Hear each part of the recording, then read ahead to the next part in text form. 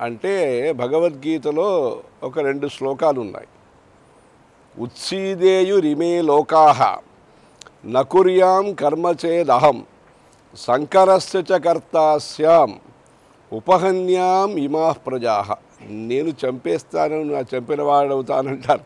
అంటే బాధ కలిగించిన వాడవుతానంటారు కృష్ణ పరమాత్మ. ఎప్పుడూ నేను గనక కర్మలు చేయకపోతే, చెప్పేదెవరు? కృష్ణ పరమాత్మ, జ్ఞాని, జగద్గురు.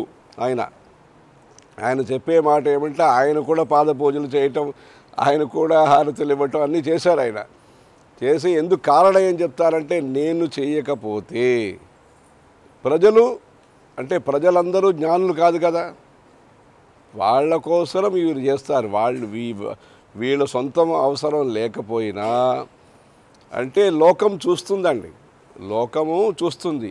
యద్యద్ ఆచరతి శ్రేష్ఠ తత్తదేవ ఇతరో జనః సయత్ ప్రమాణం కురుతే లోకః తదనువర్తతే. లోకం అందరూ కూడా అందరూ కూడా చదివి, అందరూ శాస్త్రార్థం చేసి, అందరూ గురు సేవ చేసి, అందరూ జ్ఞానం పొందే అవకాశం కానీ అలా పరిస్థితి కానీ లేదు గనక, అభిప్రాయాలు లేదు గనక ఏదో చూస్తారు ఒక మనిషి.